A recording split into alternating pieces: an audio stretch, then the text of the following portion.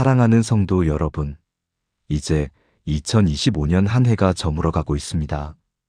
지난 한 해를 되돌아보며 올 한 해도 우리와 함께 해주신 하나님의 은혜에 감사드리고 새로운 2026년에도 하나님의 풍성한 은혜와 축복이 성도님들의 삶과 가정에 충만하시기를 기도드립니다. 오늘은 예수님의 33년의 생애에 대한 의미를 나누어 보려고 합니다. 겨우 33년, 모차르트보다 짧고 세종대왕보다 짧고 이순신 장군보다 짧은 생애입니다. 그런데 놀랍게도 이 짧은 시간이 영혼을 바꿨습니다. 더 놀라운 것은 예수님이 짧게 사신 것이 실수가 아니라 완벽한 계획이었다는 사실입니다. 사랑하는 믿음의 가족 여러분, 혹시 이런 생각 해보신 적 있으십니까? 왜 예수님은 더 오래 사시지 않으셨을까? 만약 50년, 60년을 사셨다면 더 많은 제자를 키우시고 더 많은 기적을 행하시고 더 확실하게 복음을 전하실 수 있지 않았을까? 저도 신학을 공부하면서 이 질문과 씨름했습니다. 그런데 성경을 깊이 묵상하고 목회 현장에서 성도님들을 만나면서 깨달았습니다. 33년이라는 숫자 뒤에 우리가 전혀 몰랐던 하나님의 완벽한 설계가 숨어 있다는 것을요. 오늘 저는 여러분과 함께 이 놀라운 비밀을 나누고자 합니다. 이 비밀을 알게 되면 여러분의 신앙이 완전히 달라질 것입니다. 예수님의 죽음을 바라보는 눈이 달라지고 여러분의 삶을 바라보는 관점이 달라질 것입니다. 왜냐하면 예수님의 33년은 단순히 짧은 생애가 아니라 영혼을 향한 완벽한 설계도이기 때문입니다. 세상은 더 길게, 더 많이, 더 크게를 추구합니다. 그런데 하나님은 정반대로 일하십니다. 더 짧게, 더 적게, 더 작게로 영원한 것을 이루셨습니다. 이것이 바로 하나님의 역설입니다. 오늘 우리가 함께 나눌 7가지 비밀은 이렇습니다. 첫째, 33년이라는 숫자 속에 숨겨진 완전함의 비밀입니다. 둘째, 짧은 생애가 만든 긴급성의 능력입니다. 셋째, 죽음이 아니라 죽음 너머를 보신 예수님의 시각입니다. 넷째, 십자가가 끝이 아니라 시작이었던 이유입니다. 다섯째, 떠나심으로 더 가까이 오신 역설의 진리입니다. 여섯째, 성령님이 오셔야만 했던 필연적 이유입니다. 일곱째, 우리 삶에 적용되는 33년의 원리입니다. 이 7가지를 알고 나면 여러분은 더 이상 예수님의 짧은 생애를 아쉬워하지 않을 것입니다. 오히려 그 완벽함에 감탄하고 그 지혜에 무릎 꿇게 될 것입니다. 자, 그럼 함께 이 놀라운 여정을 시작해 보시겠습니까? 첫 번째, 33년 속에 숨겨진 완전함의 비밀. 많은 분들이 33년이라는 숫자를 그저 짧은 나이로만 생각하십니다. 그런데 성경적으로 보면 이 숫자는 결코 우연이 아닙니다. 성경에서 숫자는 단순한 수치가 아니라 하나님의 메시지입니다. 다윗이 왕이 된 나이가 30세였습니다. 예수님이 공생애를 시작하신 나이도 30세였습니다. 레위기 4장 3절은 이렇게 말씀하십니다. 만일 기름 부음을 받은 제사장이 범죄하여 백성을 죄롭게 하였으면 그가 범한 죄로 말미암아 흠없는 수송아지로 속죄 제물을 삼아 여호와께 드릴지니. 여기서 제사장이 직무를 시작하는 나이가 바로 30세입니다. 예수님은 완전한 대제사장으로 오셨습니다. 그래서 30세에 공생애를 시작하신 것입니다. 그리고 3년 동안 완전한 사역을 마치셨습니다. 30 더하기 3은 33입니다. 이것은 레위 제사장 제도의 완성이며 구약의 완전한 성취입니다. 그런데 여기서 끝이 아닙니다. 성경에서 3이라는 숫자는 하나님의 완전함을 상징합니다. 성부, 성자, 성령 삼위일체 하나님이십니다. 예수님은 3일 만에 부활하셨습니다. 베드로는 예수님을 3번 부인했고 3번 고백했습니다. 바울은 3번 하늘에 들림받았습니다. 33이라는 숫자는 삶이 두 번 반복되는 완전함의 극치입니다. 예수님의 생애는 한순간도 낭비되지 않았습니다. 모든 것이 계획되고 설계되고 완성되었습니다. 제가 목회하면서 만난 한 집사님 이야기를 나누고 싶습니다. 서울에 사시는 김영애 집사님은 65세이십니다. 이분은 평생 교회를 다니셨지만 늘 아쉬움이 있으셨습니다. 예수님이 더 오래 사셨다면 좋았을 텐데. 그런데 작년에 암 진단을 받으셨습니다. 의사는 6개월이라고 했습니다. 그때 집사님은 깨달으셨다고 합니다.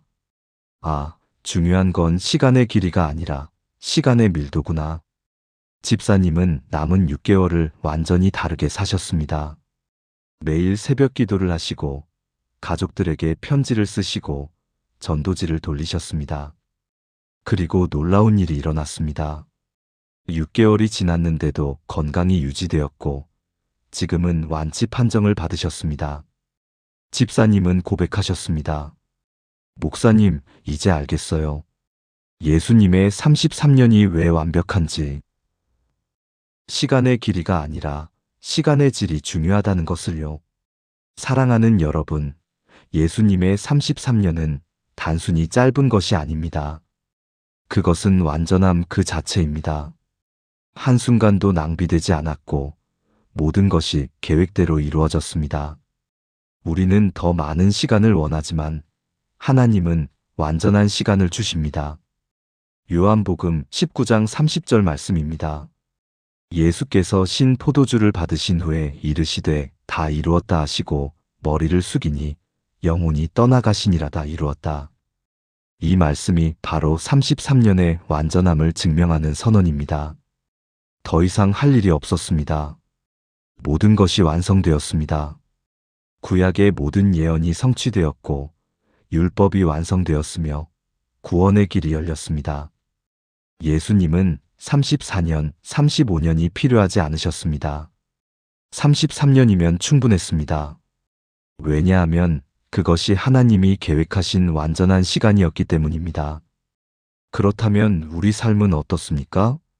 혹시 여러분도 시간이 부족하다, 더 많은 시간이 있었으면이라고 생각하고 계신가요? 하나님은 여러분에게도 완전한 시간을 주셨습니다. 그 시간 안에서 하나님의 뜻을 이루시기를 축복합니다. 두 번째, 짧은 생애가 만든 긴급성의 능력. 예수님의 짧은 생애에는 또 다른 비밀이 숨어 있습니다. 바로 긴급성입니다. 만약 예수님이 70년을 사셨다면 어땠을까요? 아마도 사람들은 이렇게 생각했을 것입니다. 아직 시간이 많으니까 나중에 따라가도 되겠지. 천천히 준비해도 되겠네. 그런데 예수님의 공생애는 단 3년이었습니다. 이 짧은 시간은 제자들에게 엄청난 긴급성을 만들어냈습니다. 마태복음 4장 20절을 보십시오. 그들이 곧 그물을 버려두고 예수를 따르니라고지라는 단어를 주목하십시오. 베드로와 안드레는 망설이지 않았습니다. 계산하지 않았습니다. 조건을 따지지 않았습니다. 즉시 반응했습니다. 왜 그랬을까요? 예수님의 사역에서 느껴지는 긴급성 때문이었습니다. 예수님은 천천히 일하지 않으셨습니다. 마가복음에는 곧, 즉시, 바로라는 단어가 무려 42번 나옵니다. 예수님의 사역은 속도감이 있었습니다. 긴급함이 있었습니다. 이것이 사람들을 움직였습니다. 심리학에서는 이것을 데드라인 효과라고 부릅니다. 시간이 제한되어 있을 때 사람들은 더 집중하고, 더 헌신하고, 더 창의적이 됩니다. 예수님의 33년은 바로 이 원리를 완벽하게 보여줍니다. 만약 예수님이 더 오래 사셨다면 제자들은 이렇게 빠르게 변화하지 못했을 것입니다. 베드로가 3년 만에 교회의 기둥이 될 수 없었을 것입니다. 요한이 사랑의 사도로 거듭날 수 없었을 것입니다.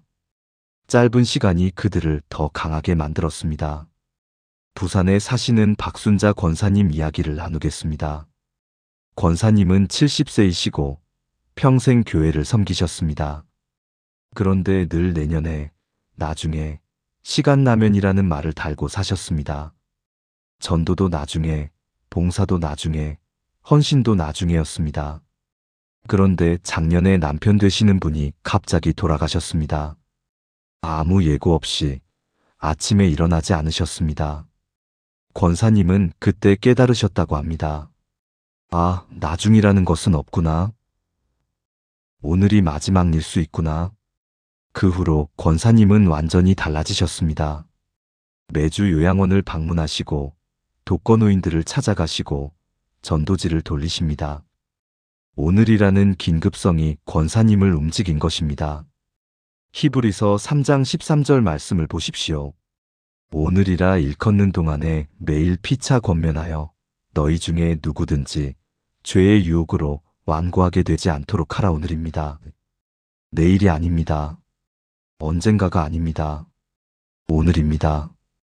예수님의 33년은 우리에게 이 긴급성을 가르쳐 줍니다. 시간은 무한하지 않습니다. 기회는 영원하지 않습니다. 오늘 해야 할 일을 내일로 미루지 마십시오. 예수님은 33년 안에 모든 것을 하셨습니다. 우리도 주어진 시간 안에 최선을 다해야 합니다. 요한복음 9장 4절입니다. 때가 아직 낮음에 나를 보내신 이의 일을 우리가 하여야 하리라. 밤이 오리니 그때는 아무도 일할 수 없느니라. 예수님도 긴급성을 느끼셨습니다. 아직 낮음에 일해야 한다고 하셨습니다. 밤이 오면 일할 수 없다고 하셨습니다. 사랑하는 여러분, 지금이 낮입니다. 지금이 일할 때입니다. 예수님의 짧은 생애는 우리에게 이것을 가르쳐 줍니다. 미루지 마십시오. 오늘 기도하고, 오늘 전도하고, 오늘 사랑하십시오. 내일은 너무 늦을 수 있습니다. 세 번째, 예수님의 33년을 이해하기 위해서는 예수님의 시각을 이해해야 합니다.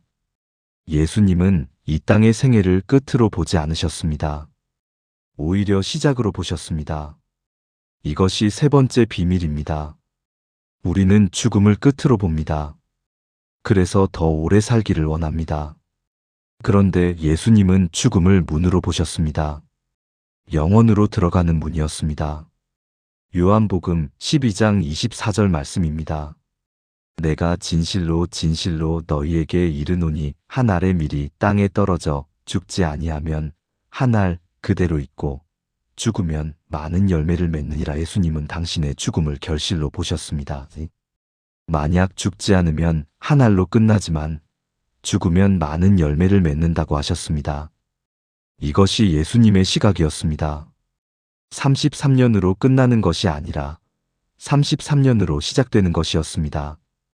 예수님이 70년을 사셨다고 칩시다. 그럼 70년 동안 만날 수 있는 사람은 제한적입니다. 팔레스타인 지역의 몇만 명 정도일 것입니다. 그런데 예수님은 죽으심으로 전 세계 모든 사람을 만나실 수 있게 되었습니다. 시간과 공간의 제약을 뛰어넘으셨습니다. 2000년이 지난 지금도 우리는 예수님을 만납니다. 한국에서도, 아프리카에서도, 남미에서도 예수님을 경험합니다. 이것이 가능한 이유는 예수님이 육신의 생명을 내려놓으셨기 때문입니다. 대구에 사시는 정말순 집사님 간증을 나누겠습니다. 집사님은 63세이시고 평생 불교 신자이셨습니다. 그런데 5년 전에 큰 수술을 받으시게 되었습니다. 수술 전날 밤 집사님은 꿈을 꾸셨다고 합니다.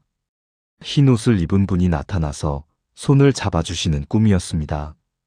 그분은 한마디도 하지 않으셨지만 집사님은 큰 평안을 느끼셨습니다. 수술은 성공적이었고 퇴원 후 집사님은 그 꿈이 궁금해서 교회를 찾아오셨습니다. 그리고 예수님 그림을 보는 순간 울음을 터뜨리셨습니다. 이분이에요. 꿈에 나타나신 분이. 집사님은 그날 예수님을 영접하셨습니다. 이 일이 가능한 이유는 무엇일까요? 예수님이 육신의 제약을 벗어나셨기 때문입니다. 만약 예수님이 지금도 팔레스타인에서 육신의 몸으로 사신다면 대구의 정 집사님은 예수님을 만날 수 없었을 것입니다.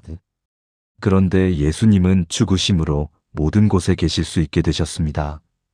고린도후서 5장 16절입니다. 그러므로 우리가 이제부터는 어떤 사람도 육신을 따라 알지 아니하노라. 비록 우리가 그리스도도 육신을 따라 알았으나 이제부터는 그같이 알지 아니하노라. 바울은 예수님을 육신으로 알지 않는다고 했습니다. 영으로 안다고 했습니다. 이것이 예수님의 계획이었습니다. 육신의 제약을 벗어나서 모든 사람의 영에게 다가가시는 것이었습니다. 예수님은 33년 후에 끝나신 것이 아닙니다. 33년 후에 시작하신 것입니다. 시간과 공간을 초월한 사역을 시작하신 것입니다. 그래서 예수님은 제자들에게 이렇게 말씀하셨습니다. 요한복음 16장 7절입니다. 그러나 내가 너희에게 실상을 말하노니 내가 떠나가는 것이 너희에게 유익이라. 내가 떠나가지 아니하면 보혜사가 너희에게로 오시지 아니할 것이요. 가면 내가 그를 너희에게로 보내리니 예수님이 떠나가는 것이 유익이라고 하셨습니다. 이것이 바로 죽음 너머를 보신 예수님의 시각입니다. 사랑하는 여러분, 우리도 이 시각을 가져야 합니다. 우리의 생명은 이 땅에서 끝나지 않습니다. 이 땅의 삶은 영원의 시작입니다. 그러니 짧다고 낙심하지 마십시오. 하나님께서는 우리의 삶을 영원의 관점에서 보고 계십니다. 네 번째, 십자가가 끝이 아니라 시작이었던 이유. 많은 사람들이 십자가를 예수님 생애의 끝으로 봅니다. 그런데 이것은 큰 오해입니다. 십자가는 끝이 아니라 시작이었습니다. 이것이 네 번째 비밀입니다. 만약 십자가가 끝이었다면 예수님의 33년은 실패했을 것입니다. 그런데 십자가는 하나님의 가장 위대한 승리였습니다. 골로새서 2장 14절에서 15절 말씀입니다. 우리를 거스르고 불리하게 하는 법조문으로 쓴 증서를 지우시고 제하여 버리사 십자가에 못 박으시고 통치자들과 권세들을 무력화하여 드러내어 구경거리로 삼으시고 십자가로 그들을 이기셨느니라. 십자가에서 예수님은 패배하신 것이 아닙니다. 오히려 승리하셨습니다. 모든 통치자와 권세를 무력화하셨습니다. 사탄을 이기셨습니다. 죄를 이기셨습니다. 죽음을 이기셨습니다. 십자가는 패배의 상징이 아니라 승리의 상징입니다. 예수님은 십자가에서 다 이루었다고 외치셨습니다. 끝났다는 말이 아닙니다. 완성했다는 말입니다. 구원의 계획을 완성하셨다는 선언입니다. 만약 예수님이 십자가 없이 70년을 사셨다면 어땠을까요? 많은 사람을 만나고 많은 기적을 행하고 많은 가르침을 주셨을 것입니다. 그런데 한 사람도 구원할 수 없었을 것입니다. 왜 그럴까요? 히브리서 9장 22절이 답합니다. 율법을 따라 거의 모든 물건이 피로써 정결하게 되나니 피 흘림이 없은즉 사함이 없느니라. 피 흘림이 없으면 사함이 없습니다. 십자가 없이는 구원이 없습니다. 아무리 좋은 가르침을 주셔도 아무리 많은 기적을 행하셔도 십자가가 없으면 우리는 여전히 죄인으로 남습니다. 그래서 예수님은 십자가를 선택하신 것입니다. 33년으로 끝내고 십자가에 달리신 것입니다. 광주에 사시는 이미경 권사님 간증입니다. 권사님은 68세이시고 평생 교회를 다니셨습니다. 그런데 늘 죄책감에 시달리셨습니다. 젊은 시절 저지른 잘못 때문이었습니다. 아무리 기도해도 아무리 봉사해도 마음의 짐이 내려지지 않았습니다. 그러던 어느 날 사순절 특별 새벽 기도회에서 십자가 명상을 하셨습니다. 목사님이 십자가의 의미를 설명하시는데 권사님 마음에 깊이 와닿았다고 합니다. 십자가는 우리 죄를 덮는 것이 아니라 완전히 없애는 것입니다. 예수님의 피는 우리 죄를 기억 저편으로 던져버립니다. 그 순간 권사님은 울음을 터뜨리셨습니다. 30년 넘게 짊어지고 다니던 죄책감이 사라졌습니다. 아, 내 죄가 정말로 사라졌구나. 십자가가 나를 완전히 자유롭게 했구나. 권사님은 지금 가장 행복한 성도가 되셨습니다. 이것이 십자가의 능력입니다. 예수님의 33년은 바로 이 십자가를 위한 준비였습니다. 30년은 완전한 사람으로 준비하시는 시간이었고 3년은 완전한 사역을 보여주시는 시간이었으며 십자가는 완전한 구원을 이루시는 순간이었습니다. 로마서 5장 8절입니다. 우리가 아직 죄인 되었을 때에 그리스도께서 우리를 위하여 죽으심으로 하나님께서 우리에 대한 자기의 사랑을 확증하셨느니라. 하나님의 사랑이 십자가에서 확증되었습니다. 예수님의 33년이 십자가에서 완성되었습니다. 사랑하는 여러분, 십자가는 끝이 아닙니다. 십자가는 새로운 시작입니다. 여러분의 구원이 시작된 곳이고, 여러분의 자유가 시작된 곳이며, 여러분의 새 생명이 시작된 곳입니다.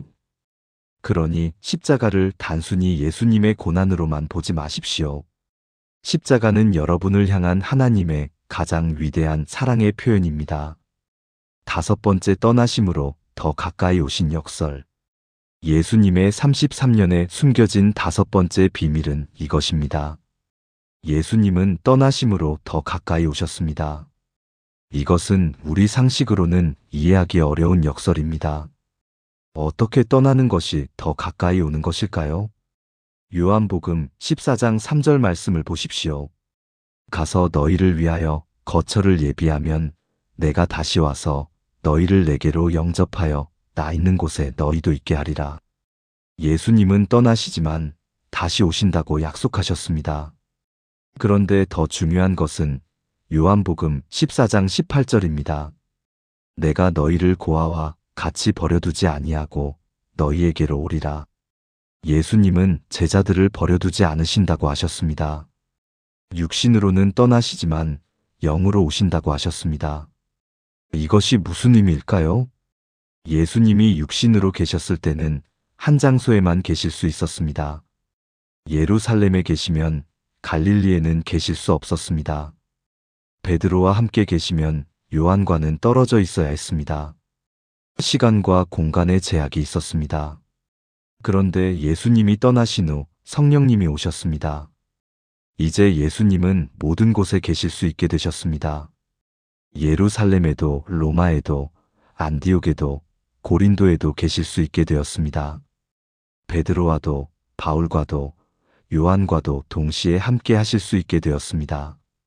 그리고 2000년이 지난 지금도 우리와 함께 계십니다. 서울에서도 부산에서도 제주도에서도 예수님은 함께 하십니다. 이것이 바로 떠나심으로 더 가까이 오신 역설입니다. 인천에 사시는 최영숙 집사님 간증을 나누겠습니다. 집사님은 61세이시고 남편은 선원이십니다. 1년에 10개월은 바다에서 보내십니다. 집사님은 항상 외로우셨습니다. 특히 밤이 되면 혼자라는 생각에 무서웠습니다. 그런데 작년에 새벽 기도를 시작하셨습니다. 처음에는 의무감으로 나가셨는데 몇 주가 지나면서 변화가 일어났습니다. 기도하는 동안 예수님이 옆에 계신 것 같은 느낌을 받으셨습니다. 아무도 없는 방에서도 혼자가 아닌 것 같았습니다. 어느 날 밤 집사님은 깨달으셨다고 합니다. 아, 예수님이 정말 나와 함께 계시구나. 육신으로 보이지 않지만 영으로 함께 하시는구나. 지금 집사님은 더 이상 외로워하지 않으십니다. 남편이 바다에 있어도 혼자 집에 있어도 평안하십니다. 왜냐하면 예수님이 함께 하신다는 것을 알기 때문입니다. 마태복음 28장 20절 말씀입니다. 내가 너희에게 분부한 모든 것을 가르쳐 지키게 하라 볼지어다. 내가 세상 끝날까지 너희와 항상 함께 있으리라 하시니라. 항상 함께 있으리라. 이것이 예수님의 약속입니다. 예수님이 육신으로 계셨다면 이 약속을 지킬 수 없었을 것입니다. 한 사람과 함께하면 다른 사람과는 떨어져 있어야 했을 것입니다. 그런데 예수님은 떠나심으로 모든 사람과 함께 하실 수 있게 되셨습니다. 이것이 하나님의 놀라운 지혜입니다. 고린도후서 3장 17절입니다. 주는 영이시니 주의 영이 계신 곳에는 자유가 있느니라. 주는 영이십니다. 영으로 계시기 때문에 어디든 계실 수 있습니다. 누구와도 함께 하실 수 있습니다. 사랑하는 여러분, 예수님은 지금 여러분과 함께 계십니다. 여러분이 어디에 있든 무엇을 하든 예수님은 함께 하십니다. 혼자라고 느끼십니까? 아닙니다. 예수님이 함께 하십니다. 외롭다고 느끼십니까? 아닙니다. 예수님이 곁에 계십니다. 이것이 바로 예수님이 33년 후에 떠나신 이유입니다. 더 가까이 오시기 위해서였습니다. 여섯 번째, 성령님이 오셔야만 했던 필연적 이유. 예수님의 33년을 완전히 이해하려면 성령님의 역할을 이해해야 합니다. 이것이 여섯 번째 비밀입니다. 예수님이 떠나신 후 성령님이 오셨습니다. 이것은 단순한 교체가 아닙니다. 완성입니다.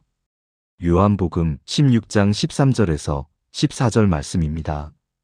그러나 진리의 성령이 오시면 그가 너희를 모든 진리 가운데로 인도하시리니 그가 스스로 말하지 않고 오직 들은 것을 말하며 장래 일을 너희에게 알리시리라.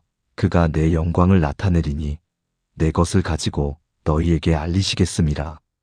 성령님은 우리를 진리로 인도하십니다. 예수님의 가르침을 깨닫게 하십니다. 예수님의 영광을 나타내십니다. 만약 성령님이 오시지 않았다면 어땠을까요? 제자들은 예수님의 가르침을 완전히 이해하지 못했을 것입니다. 복음을 전할 능력도 없었을 것입니다. 순교할 용기도 없었을 것입니다. 그런데 오순절에 성령님이 임하시자 모든 것이 달라졌습니다. 사도행전 1장 8절 말씀입니다. 오직 성령이 너희에게 임하시면 너희가 권능을 받고 예루살렘과 온 유대와 사마리아와 땅 끝까지 이르러 내 증인이 되리라 하시니라. 성령님이 임하시자 제자들은 권능을 받았습니다. 베드로는 한 번에 3,000명을 전도했습니다. 스데반은 돌에 맞아 죽으면서도 예수님을 증거했습니다. 바울은 온 로마 제국을 돌아다니며 복음을 전했습니다. 이 모든 것이 성령님의 능력으로 가능했습니다. 만약 예수님이 육신으로 계속 계셨다면 이런 일은 일어나지 않았을 것입니다. 제자들은 예수님께만 의지했을 것입니다. 스스로 설 수 없었을 것입니다. 그런데 예수님이 떠나시고 성령님이 오시자 제자들은 독립적인 사역자가 되었습니다. 전주에 사시는 김철수 장로님 간증입니다. 장로님은 72세이시고 은퇴 후에 신학을 공부하셨습니다. 처음에는 단순한 호기심이었습니다. 그런데 신학교에서 성령론을 배우면서 큰 깨달음을 얻으셨습니다. 아, 내가 평생 성령님을 몰랐구나. 교회는 다녔지만 성령님의 역사를 경험하지 못했구나. 장로님은 그때부터 매일 성령 충만을 구하는 기도를 시작하셨습니다. 몇 달이 지났을 때 변화가 일어났습니다. 성경 말씀이 살아서 움직이는 것 같았습니다. 기도할 때 확신이 생겼습니다. 전도할 때 담대함이 생겼습니다. 장로님은 고백하셨습니다. 예수님을 믿는 것과 성령님을 경험하는 것은 다릅니다. 성령님이 오셔야 예수님의 가르침이 살아납니다. 에베소서 1장 13절에서 14절 말씀입니다.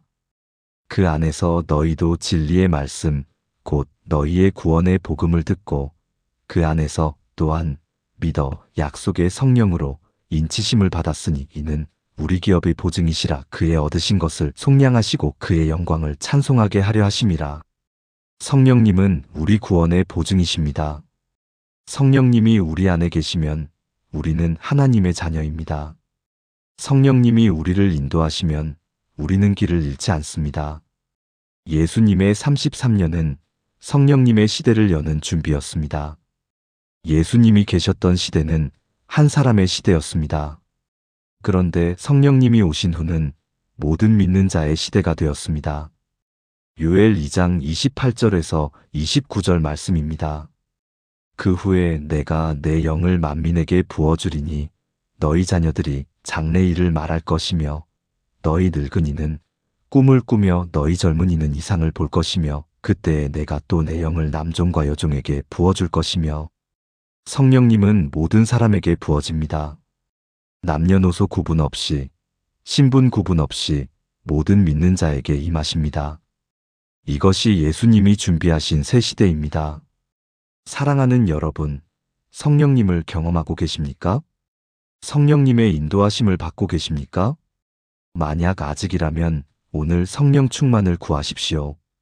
예수님의 33년이 우리에게 성령님을 선물로 주셨습니다. 이 선물을 받으시기 바랍니다. 일곱 번째 우리 삶에 적용되는 33년의 원리. 마지막 일곱 번째 비밀은 이것입니다. 예수님의 33년 원리를 우리 삶에 어떻게 적용할 것인가입니다. 지금까지 우리는 많은 비밀을 나누었습니다.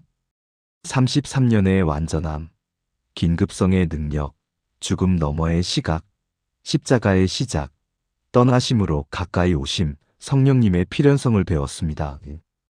그렇다면 이것을 우리 삶에 어떻게 적용할까요? 첫째, 시간의 길이보다 시간의 질에 집중하십시오. 예수님은 33년으로 충분하셨습니다. 우리도 주어진 시간 안에서 최선을 다하면 됩니다.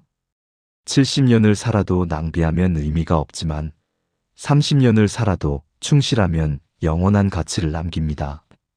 전도서 3장 1절 말씀입니다.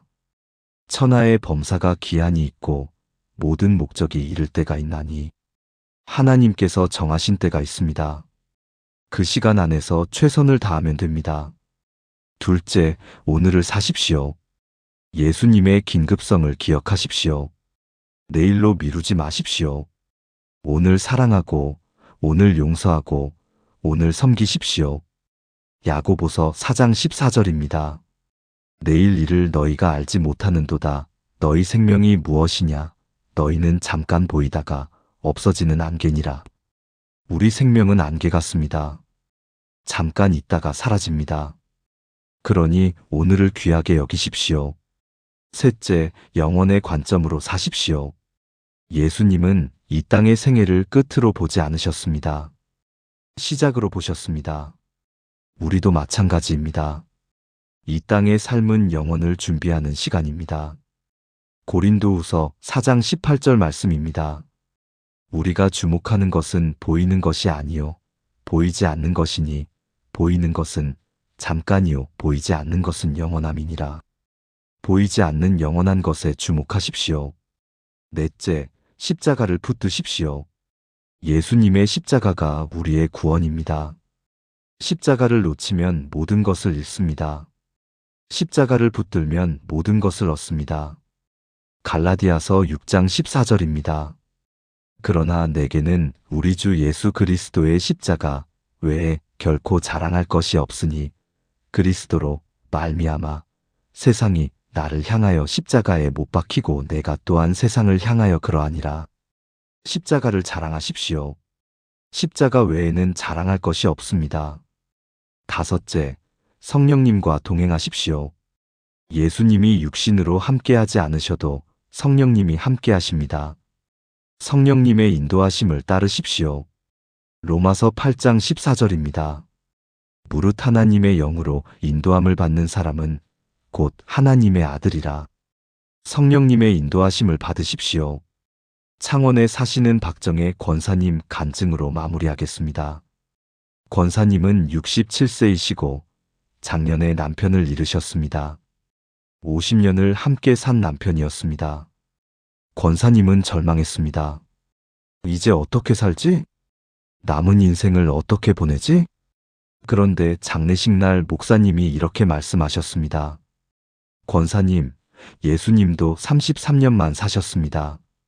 중요한 것은 얼마나 오래 사느냐가 아니라 어떻게 사느냐입니다. 그 말씀이 권사님 마음에 깊이 박혔습니다. 권사님은 결심하셨습니다. 남은 시간을 의미 있게 살자. 하루하루를 하나님께 드리자. 지금 권사님은 매일 새벽 기도를 하시고 양로원 봉사를 하시며 독거노인들을 방문하십니다. 권사님은 말씀하십니다. 예수님의 33년이 제 인생의 나침반이 되었어요. 얼마나 오래 사느냐가 아니라 얼마나 충실하게 사느냐가 중요하다는 것을 배웠습니다. 사랑하는 여러분, 우리에게도 주어진 시간이 있습니다. 그것이 30년이든 50년이든 80년이든 중요하지 않습니다. 중요한 것은 그 시간을 어떻게 사용하느냐입니다. 빌립보서 1장 21절 말씀으로 마칩니다. 이는 내게 사는 것이 그리스도니 죽는 것도 유익함이라. 사는 것이 그리스도요, 죽는 것도 유익함입니다. 이것이 바로 예수님의 33년이 우리에게 가르쳐주는 진리입니다. 사랑하는 성도 여러분, 오늘 우리는 예수님의 33년에 숨겨진 7가지 비밀을 나누었습니다. 첫째, 33년은 완전함의 숫자였습니다. 한순간도 낭비되지 않은 하나님의 완벽한 계획이었습니다. 둘째, 짧은 생애가 만든 긴급성의 능력이었습니다. 제자들을 빠르게 변화시키고 우리에게 오늘의 중요성을 가르쳐 주었습니다. 셋째, 예수님은 죽음 너머를 보셨습니다. 이 땅의 생애를 끝이 아니라 시작으로 보셨습니다. 넷째, 십자가는 끝이 아니라 새로운 시작이었습니다. 구원의 문이 열리고 영원한 생명의 길이 열렸습니다. 다섯째, 떠나심으로 더 가까이 오셨습니다. 육신의 제약을 벗어나 모든 사람과 함께 하실 수 있게 되셨습니다.